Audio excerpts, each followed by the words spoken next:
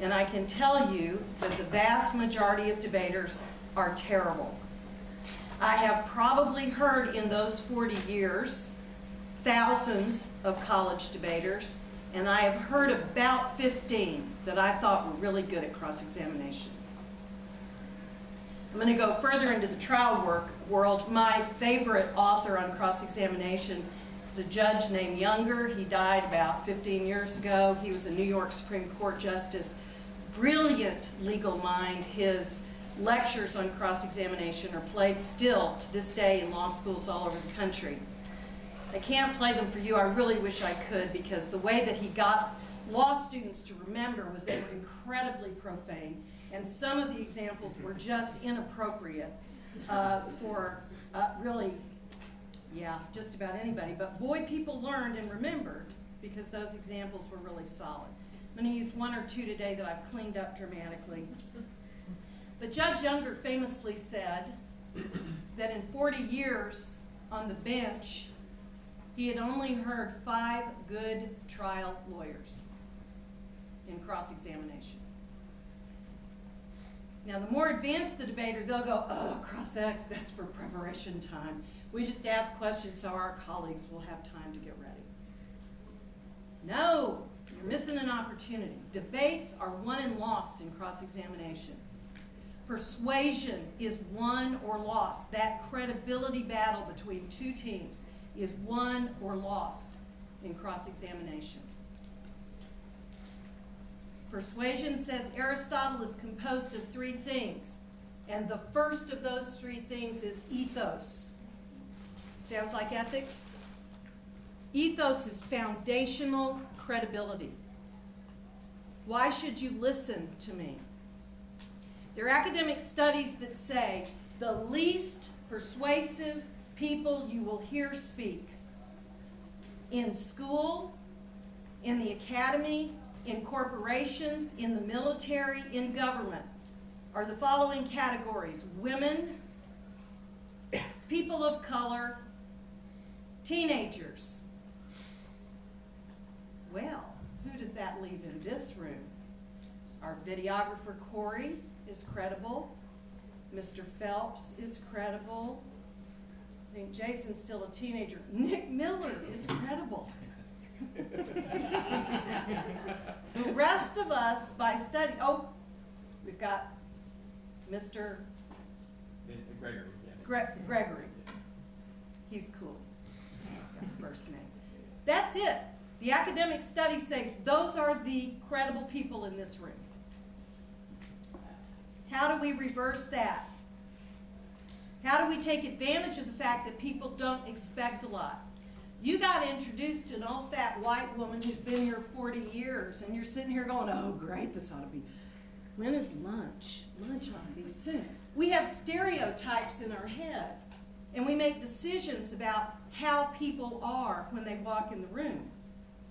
You all don't get to start speaking until you're like in middle school, you know, and everything start growing on you and moving around and hair pops up. It's horrible. That's when our education system puts you in front of the classroom and asks you to speak in public. Do we start you in elementary school when you think the world is your oyster? No. We wait until you're in middle school. Now, you all have all been in this situation. You know the dreaded book report? I read a book. It was War and Peace. It's very long. It's a lot of death. Now, if you look, all of you have seen this. It's a train wreck. It's horrible. You can't watch it.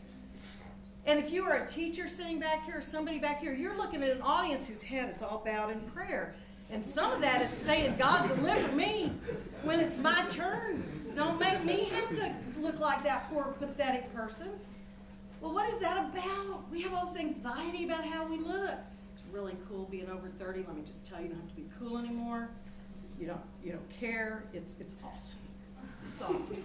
But at your age, you've got so much time. You've invested in front of a blasted mirror. You know one earlobe is slightly lower than another. You notice that your nostrils flare oddly when you laugh. Some of you walk around like prune faces like this because you think your cheeks make you look fat. And if you suck your, it's disturbing to me. It truly is. We don't like how we look. So we have all this anxiety and it transmits and it's stupid. Have you ever had somebody walk into a class, accidentally they're a transfer or whatever? This is the most beautiful creature you've ever seen. Like, this is an advertisement for the gene pool's perfection. Everything about this person is gorgeous. Your breath is taken away. You're in shock over it. And they open their mouth. I can't find my classroom. Is this the right one? What school is this? And you're just like, ha! This does not match up here. And all at once you notice their nose is crooked and maybe that hair color is not real. Maybe it's a wig. What we are inside shines out. Same thing in the reverse. Somebody comes in, they're so unattractive. You wonder why they haven't done themselves in. How could they walk around? This is not working. How sad is this? And they open their mouth. And all at once they're powerful and competent. And they have all this confidence that does not match what they look like. And you start going, oh wow, well, they have a nice smile. And we start noticing good things. Because who we are inside animates this package we happen to be encased in. I know your mama says that. No, really, someday someone will smooch with you. I know that. This is not a mama talk. I am a mother. I have given that talk. This is a different talk. This is a different talk. I know all the mama talks. This is a different talk. This is how do you speak to an audience. Get over yourself. We don't have time for that. We need to reduce our anxiety and we need to concentrate on what we're saying. And that means practice and Ed's notion of visualizing success. All of this matters more. Because if you sound competent, if you sound credible, if you have ethos when you walk into a room, people will listen to you. And it does not matter what you look like. So get over that stuff. Worry about that when you're at some social trying to, get someone's attention. Okay. Cross-examination, and I'm going to tell you when to write. So if you're just writing everything I say, I assume you're on Facebook. And that's okay, because this is not school and we're not watching. But at the end of the day, you're losing something. So I'm going to tell you what you need to know. There are 3 purposes to cross-examination, and you need to know this. Purpose number 1, which is absolutely critical, is clarifying information. Clarifying information. Did you understand what they said? Did their evidence make sense? Are you sure what the plan is doing? Do you have any clue how much it cost or where they're going to get the money for it? What the heck is soft power? Sounds like a cleaning detergent. What is that? And even if you think you know what soft power is because you debated that 2 topics ago, are the definitions still the same today for soft power that they were 2 topics ago? When the Patriot Act was passed and we authorized all of this eavesdropping in the name of security, they didn't have smartphones then. Technology has grown a good bit. I'm waiting for somebody during all this intelligence, national security agency conversation to talk about that show Person of Interest, which I believe is probably true. Nobody has really talked about that yet. They're just worried about your emails. Okay, clarifying information. If you don't know, ask. If you think you know, ask. What do they think soft power is? Is that different from what you think soft power is? Clarify information. The more information you have, the better thinking you're going to do. Purpose number 2, my personal favorite, discovery of the witness's knowledge. Discovery of the witness or your opponent's knowledge. How much do they know? Do they know what they're talking about? You can be a really smart, educated person, but not educated on this topic. And people can ask you questions on this topic that you don't know the answer to. A lot of you have just gotten an avalanche of information about economic embargoes to Cuba. You're looking at international human rights, foreign policy theory. You're looking at the origins of a decades-long fight between communism and capitalism, much less Cuba and the United States. And that's a lot of information to absorb. How many of you enjoyed Herndon's lecture, day one, topic lecture? He's a pretty funny guy. How many of you retained 20% of it? Retained 20% of it. Awesome. 50%? Yeah, I love honesty. Thank you. Thank you. Best speaker you ever hear, you'll only retain about 50%. All kinds of academic studies say that, and the reason is because we are so easily distracted. We are thinking about what we're having for dinner, or if that kid 2 rows over is noticing what a good hair day we're having, and wondering who they're eating lunch with. So we don't hang on everybody. Okay. Purpose number 1, clarifying information. 2, discovery of the opponent's knowledge. 3, setting up your arguments. Setting up your arguments. You want certain things on record to get admissions. What I'm going to do for the rest of the time is I'm going to divide this into 2 pieces. We're going to have suggestions for the questioner. When you are in the role of the questioner in cross-examination, here are some things to look for and things to avoid. The second part will be things for the witness. When you have to answer questions, these are things to look for and things to avoid. Suggestion number 1. Star it, underline it. If you hear nothing else I say today, understand this one. Don't go into cross-examination with the goal of forcing your opponent to give up. Don't go into cross-examination with the goal of forcing your opponent to give up. What was that third purpose of cross-examination here? Setting up your argument. What do you want to do? Drive them to the pit of doom.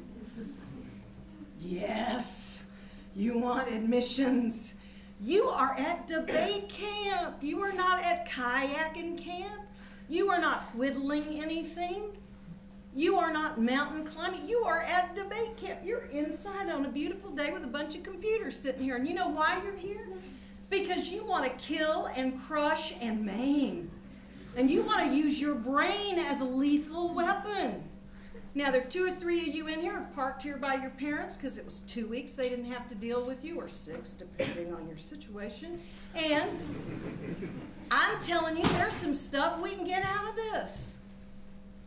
But this is a game where you cannot get them to give up. You know why? Because all of you are egomaniacs.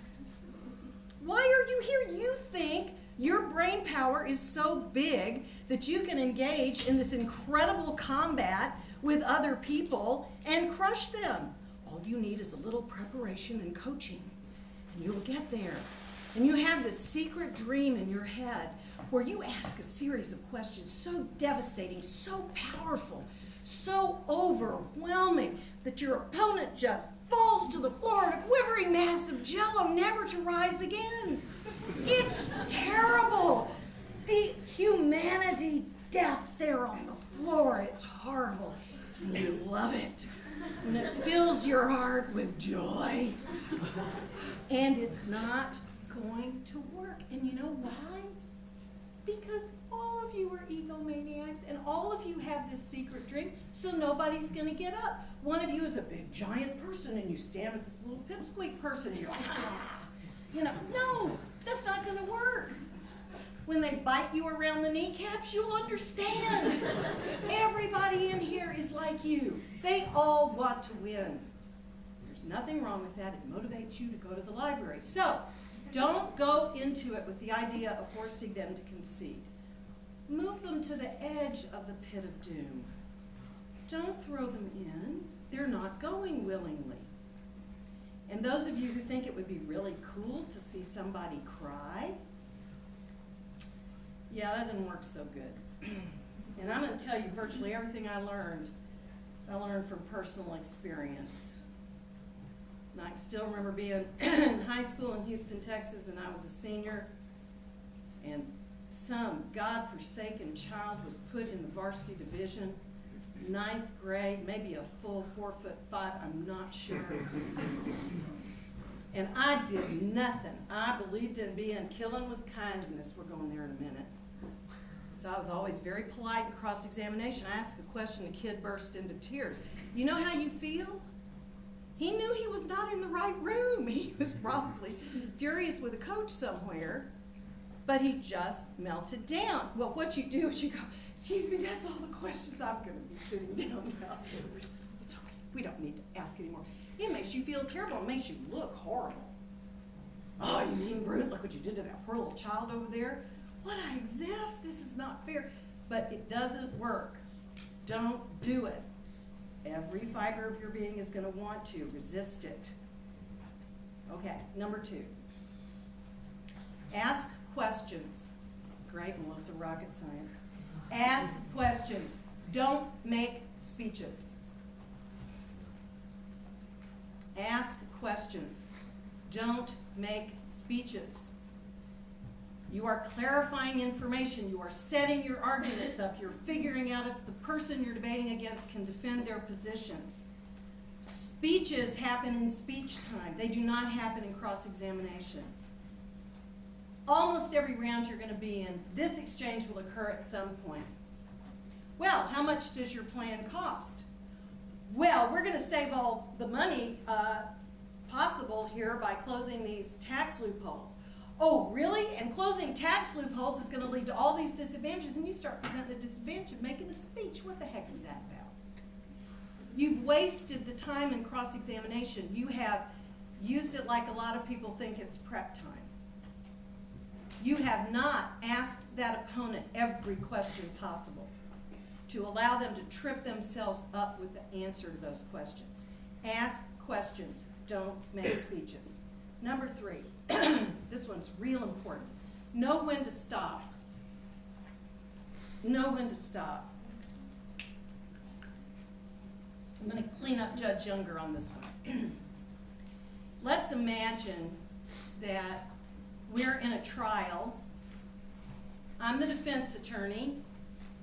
I've got the prosecution's big witness on the stand. Got a jury over here I've got to persuade. I'm going to ask a series of questions to prepare for my summary for the jury for why my client is innocent. This is how this goes. Hello, sir. You claim to have seen the accident. Yes. Yes, I did. What time or day or night did the accident occur? Well, it was about, I think, midnight, maybe 12:30. Okay. How far away were you from the accident? I was about a mile, maybe a little over that. I can't help but notice that your glasses resemble the bottom of Coke bottles. Do you have a vision problem? Yeah, I think I'm legally blind in 30 of the states. Stop! Stop! Stop! You go to the jury and you go, really? It was in the dead of night? This guy was over a mile away. He's legally blind in 30 states. There is reasonable doubt here that his testimony should be used to convict my client. But no, you can't help yourself. You can't help yourself. You've got to go, how could you possibly have seen the accident with all of these liabilities? Well, I'm a bird watcher. I was up in a tree with a pair of high-powered binoculars. It happened under a streetlight. I saw the whole thing. Now, if you give people an opportunity to explain, they will explain. Lame or not, true or not.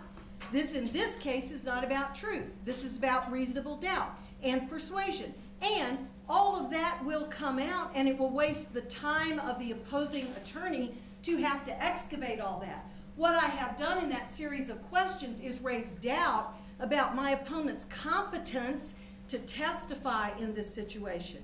In a debate round, we go after the evidence, not our opponent. We do not talk about the gene pool from which our opponent came or whether their brain is the size of a pea. We talk about their evidence, their research, their sources, and the credibility of those sources. But the analogy is the same. Know when to stop. Ask questions. Get admissions. Don't allow them to give a speech refuting the argument you're setting up in cross-ex. It wastes your time to ask questions to facilitate their making a speech. Know when to stop. Suggestion number 3. As a witness, you have the advantage. So, control the cross-examination.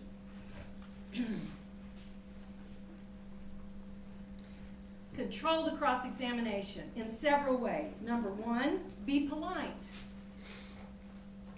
Remember that secret desire to kill, maim, etc.? You can do that, but you do it sweetly.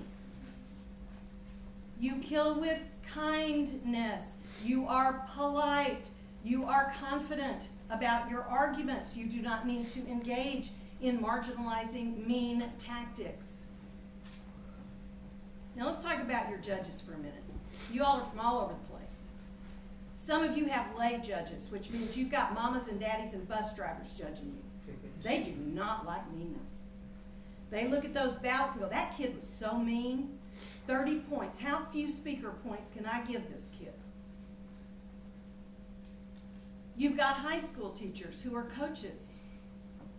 And by the way, they roll people out of bed, get them on the bus at 6 o'clock, feed them at the local McDonald's, get them to the debate rounds, get the bus wherever it's supposed to be, go judge 4 debates in a day, give critiques, write ballots, give aspirin to kids with headaches, deal with the ones throwing up, the ones whose mamas are tracking them down, and then they've got to get you to dinner, get you to bed, and they get less sleep than anybody. They are grumpy people. They do not want to hear some mean kid. Politeness works with all audiences. You have these highly cool college judges.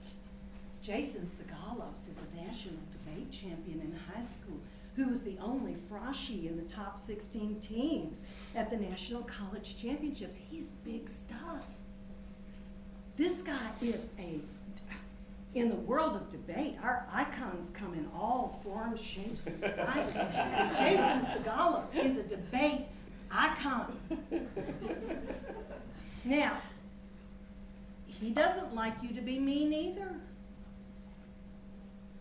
College kids are not cool in the way you think they are.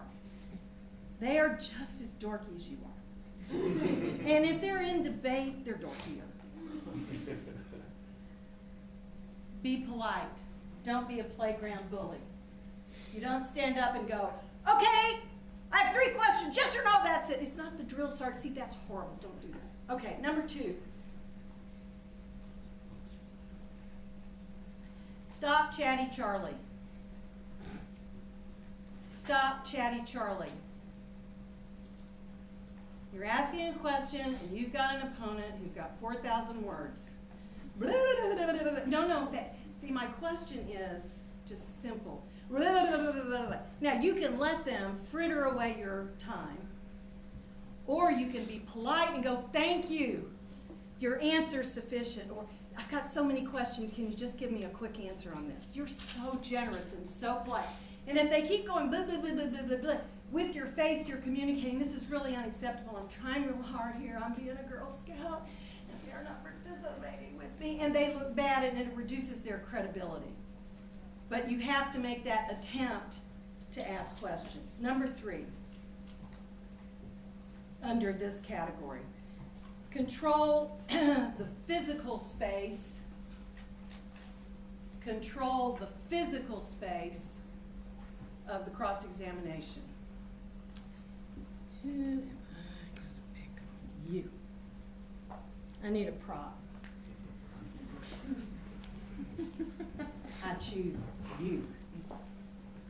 I like your green striped shirt. Okay, now I'm cross-examining this kid. We've already established that I'm terrifying, all right? I make ninth graders cry. All right. So I got this kid here, and I'm thinking, he doesn't look like much the second day of camp. Debated Cuba for 40 years. I know about this stuff. So I asked him a question. Oh my God, he's talking better than I think, and I'm a little surprised. And so I'm listening thoughtfully. And what am I doing to him? What am I doing to him? Anybody in here had theater? I upstaged him. Now, if he's smart, he'll come join me. Now, I'm asking my question, and I'm bringing the audience back with me. Now, why is he looking at me? Does that look so dumb? He's looking at the audience, the audience. They're telling you whether this is working or not. All right, now you're stranded up there, and I'm talking, and they're still looking at me. What do you do? Psst. Now, we can cha-cha here. We can do this, but we are in a physical space together. We are in an arena of competition. And let me tell you something about Americans. I don't care your ethnic or cultural background. We do not like having our space crowded. We do not like people getting in our way. And if we are standing, oh, I didn't mean to step on your foot. I'll do anything to make a point. Thank you. You're a good sport. Now, I am not suggesting that you run your opponent into some table and knock their computer over and all of that. But see, green shirt here is a polite kid. And he was listening to all that I said about being polite. And I'm sure he was thinking how he could kill with kindness and how to prevent being killed by old lady cooties standing next to him so close. But his politeness made him want to look in my eyes. The judge is out there. So you look at the audience. Now you can, when you start cross-ex, be polite, say hello, but then you turn your attention to the audience. You want to see the judge's reaction. You want to see the audience's reaction to what's going on. You do not look at your opponent, and you do not look at your partner. Your partner will terrify you, trust me. Don't look at them. You are assessing audience reaction. Is the judge taking notes? Is the judge upset by something that just happened? An admission they made. Do you feel the pit of doom coming? Do you want to push that line of questioning because you see the judge's reaction and attraction to what you are saying? Control the cross-examination, and part of that is a little theatrical and a little physical. And like I said, I'm not recommending you run into people, but don't let them do it to you. Okay, next. And this is the last one on controlling the cross-examination. Respect difference. Respect difference. First 25 years I ran this camp, this room would have been all white and male with about 4 women and about 2 people of color that were male or female. This is a very diverse room of people. That's awesome. But most of us have trouble talking across difference. We don't respect difference, and that can come out in our cross-examination and in our attitude towards others. Diversity makes us smarter. It opens our horizons. Listening to people who come from different backgrounds helps us. And to illustrate this point, I want to talk a little bit about something we can all relate to. And that is male and female. Oh, my goodness, what is she going to say now? Okay. I have been married since the beginning of time. Now, you know, some people are married a long time and they hate each other and it's just been a long combat and they both get their jollies out of that. At least they're just doing it to each other, not oppressing everybody else around them. I actually like my husband. And he's also a teacher, and he was a longtime debate coach, and he does a lot of work in my world, and he does teacher trainings, and I do kids, because I love kids. But something we have in common is that we both really like adolescents better than adults. It's a little flaw we have. We look like adults, we play adults on television, we go to meetings, we do stuff, but we're not that good with our own kind. So we're pretty compatible, and since we're both debate people, we don't bring our work home, so we don't argue a lot. You know, we believe in like conversation, and he's fun. I mean, great dad, toy store's still his favorite store, kids adore him. Awesome guy, fun. We all play games, you know, that kind, 6 weeks to read the rules, we're those people. But we really basically lucked out in the partner lottery. So, yeah, we had this one little problem, and you could about put it on a calendar the first 5 years we were married. This is, by the way, a very true story. So we have this giant high school tournament, 1,500 people, 35 more states. Come here in January, and it is crazy big. Takes a year to put on, and I care enormously about it because I think colleges have a duty to support high school debate programs, because I believe you people are going to change the world. And you're gonna solve problems that threaten this planet, and I want you to have the advocacy skills to do it. So I take this tournament very seriously, and I get very upset when things are not working. So those first 5 years we were married, I'd come home sometime in that couple of weeks before the tournament, and I'd go, oh, well, the rooms and the trophy order is not ready,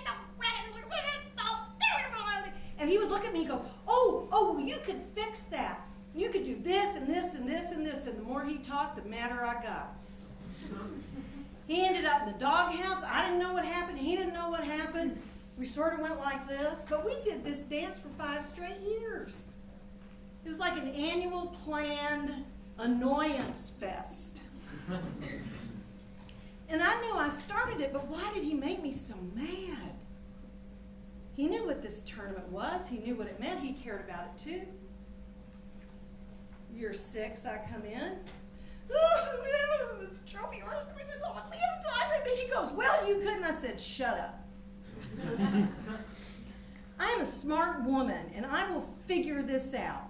I want you to sit on this sofa with me. I want you to put your arm around me, and I want you to listen to my pain. I want you to wallow in it with me. He goes, oh, okay, sure. Puts his arm around me, sits down, everything's happy. And he's like, wow, it was only that? That was easy. Now, over time, we've sort of trained each other how to gently deal with our individual idiosyncrasies. I listen to him rattle off baseball statistics. They're awesome. But at the end of the day, when he was 5 years old, they gave him a little construction kit, and they said, go fix things. And they gave me a doll, and they said, love this. And I'm like, oh, okay, well, I've never met an emotion I didn't want to unpack, and he's never seen a problem he didn't want fixed. Do you realize it's 2013, and the toy aisle is still boys and girls?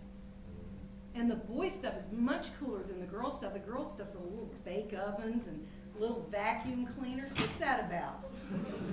Men can't punch a button on a vacuum cleaner? What is that about? That's disturbing. Now see, when I talk like this, women in this room are going, I hear you, sister, I know exactly what you're talking about. They do not listen. They do not do this stuff. And about half you boys are sitting here like this. Because, see, you're male, so you don't have to affirm the speaker. You're in charge.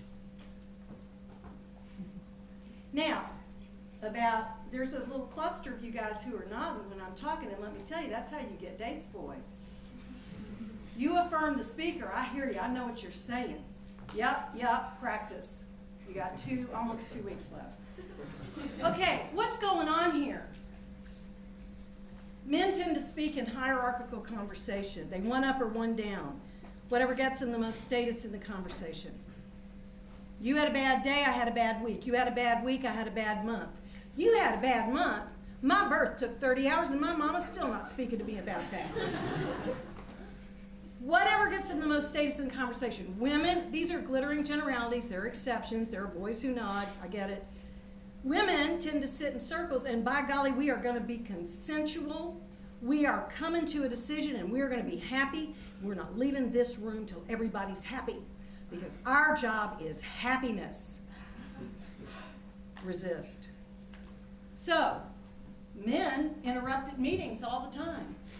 Women wait to be invited. It's not that one is right or wrong, they just are. But it prevents us from having good conversation. So almost 40 years later, this last January, and I come home, there's a major ice storm heading to Atlanta right in the middle of our demonstration. And Jim goes, you could, and I go like this, and he goes, right, the sofa. Let's sit down on the sofa. Oh yeah, and who shall we kill today? It is still his instinct. It is still my instinct. But if we understand each other, we can communicate better. Now, if we can't talk across gender lines, people, how are we supposed to talk across race and religion and ethnicity and education and class? Respect difference. Okay, next suggestion. This is a simple one. Avoid the isn't it a fact form of cross-examination. Isn't it a fact that you killed your wife? Well, of course I did. She was annoying. I had a frying pan. I couldn't help myself. That happens on television. It does not happen in the real world. Remember, you're all egomaniacs. You are not going to give up. The worst of you is not going to give up. Isn't it a fact should only be used to get the opponent on record about something that you want to set an argument up for? Isn't it a fact that your authors suggest the soft power advantage is going to take 5 years to achieve? If you want the judge to remember and highlight something that you're going to use for an argument, use it. Next suggestion is simple. Ask questions one at a time. Oh, Melissa, how hard is that? This is what you all do. Your third card on solvency, assume that Republicans pick up Senate seats, and your second card on harm predate your first card on inherency. And does your hair always look like that? One question at a time. You want to communicate with the judge. Be simple. Use simple language. Last suggestion for the questioner. Ask questions you already know the answer to. Ask questions you already know the answer to. And you are at the Emory National Debate Institute, so you are going to be prepared. And if you're prepared, you have a good idea of how this question should be answered in fact and in strategy. And so asking that question is setting up those little moments that get your opponent closer to the pit of doom. Know the answers to the questions you're asking. And then you know whether you're dealing with somebody who's got a handle on the arguments that they're making. Suggestions for the questioner. The witness. The witness is insecure. When did you get home last night, son? Says one of your parents when you know you violated curfew, but you don't know if they know you violated curfew because you took your shoes off and you tiptoed up the stairs. You don't know what they know. Now, in cross-examination, you only ask questions you already know the answer to, and if you've got a parent who's got any spit at all, you know they know what's going on.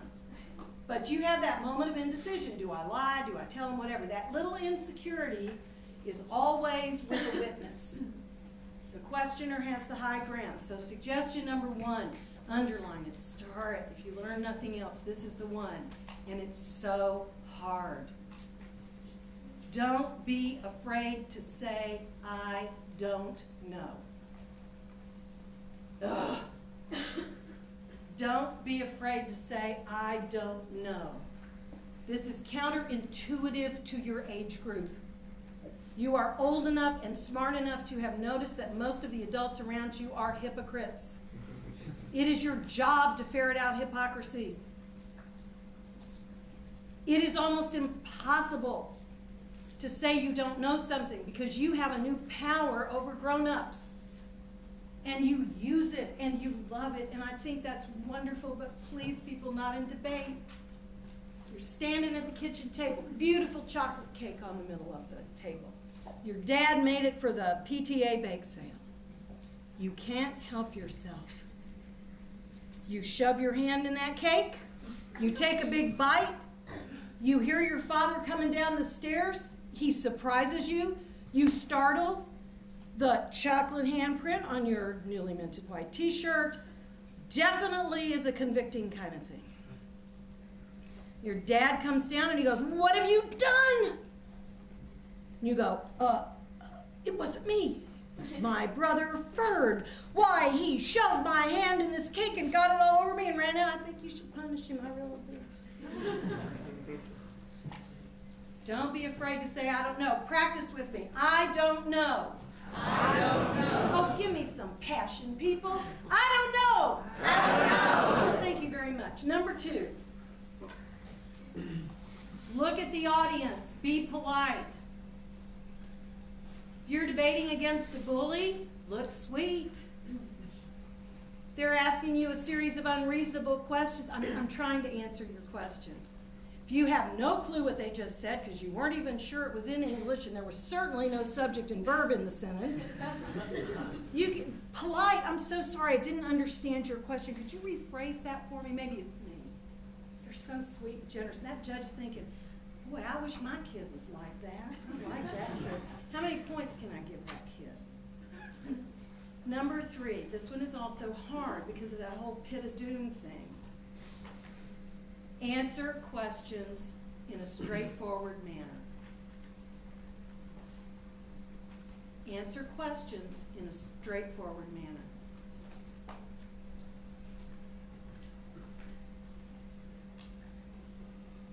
You all are a little young for this, but poor old Bill Clinton got caught fooling around with an intern when he was in the White House. And there was this whole tortured hearing where they were basically saying, "Did you do it?" And he said, "Well, it depends on what your definition of is."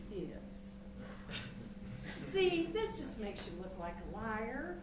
Everybody knows you did it when you start talking like that. So, answer questions in a straightforward way. Don't try to filibuster. Doesn't work.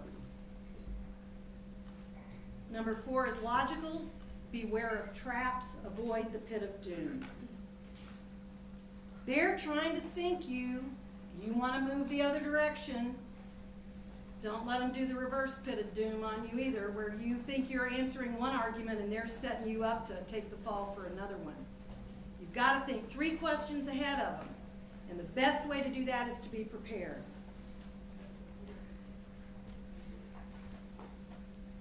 Number 5, don't reverse roles and cross-examine the questioner. This happens all the time. If you're a beginner, I guarantee it's going to happen in 2 rounds of this tournament. And here I am up here warning you about it, and it's going to happen. Questioner's going to ask you a question. How much does your plan cost? Well, a whole lot more than the present system. I mean, how much is the present system cost? Then we get a little role reversal. It's dumb, it's crazy, loses all kinds of opportunity and reduces credibility. Number 6,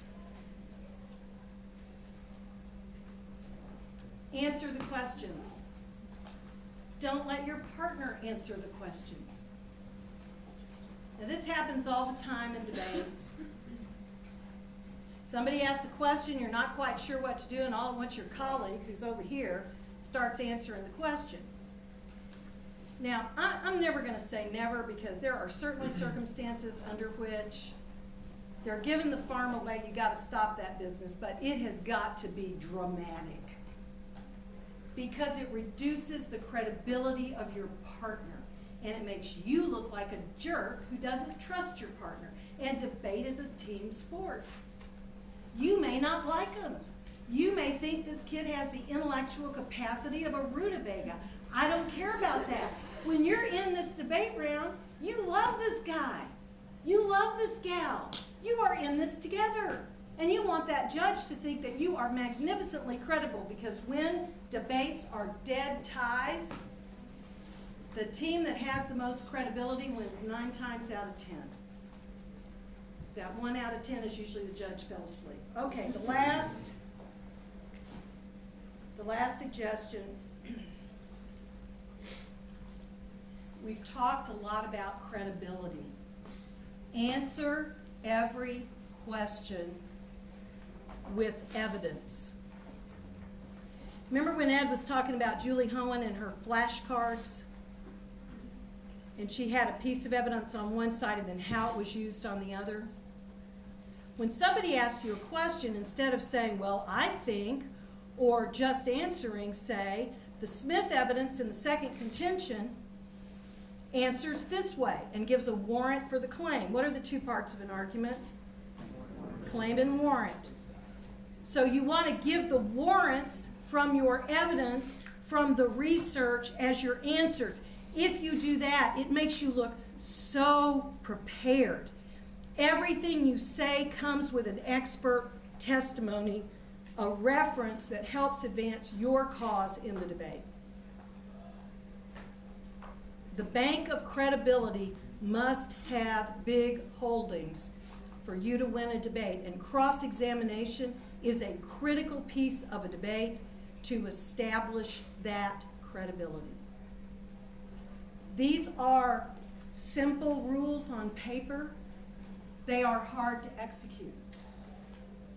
The beauty of debate camp is that you have all these individual coaches who are going to listen to you, your tendencies to violate which of these, which are you good at? Identify your strengths and run with that. We can train the weaknesses out.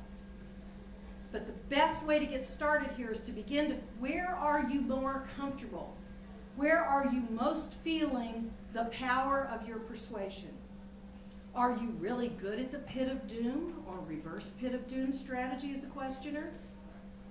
Are you really good at saying, I don't know, with charm?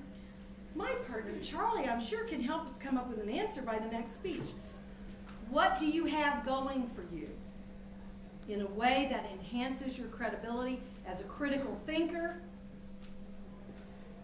and as a debater? And I'm going to end with this thought. Every one of you has heard the phrase critical thinking. We toss that around all the time. Yes, I'm a critical thinker. If I ask you to write on a piece of paper a definition of that phrase, I bet very few of you would be in the ballpark. Because it's a phrase we toss out, but we don't explicate. Critical thinking starts with critical listening. You listen to everything your opponent says, everything your partner says, because they're going to say something inappropriate, and you can capitalize on it. But you can't if you're not listening. Critical listening leads us to form good questions. Those good questions lead us to data. What information, research, evidence do we need to answer those questions? And that is not the end of the process. That leads us to a new set of questions to push the argument further. And if we did that, I suspect we'd have fewer problematic debate topics to debate. Because we would be using these strategies at the government level to fix things. I know you want to go to dinner, lunch. Does anybody have questions? And you don't, I'm not saying you have to stick around for questions. I can do it up here. Some of you are about to pass out from hunger, because I do understand that. I work hard at maintaining my fitness, so I get food. It's important. How do you feel about, like, if you know a partner can answer, your partner can answer a question better than you? I just feel like relegating like that question. Like I feel like my partner can answer that. So you carry the computers in for your partner, and they do the thinking and talking?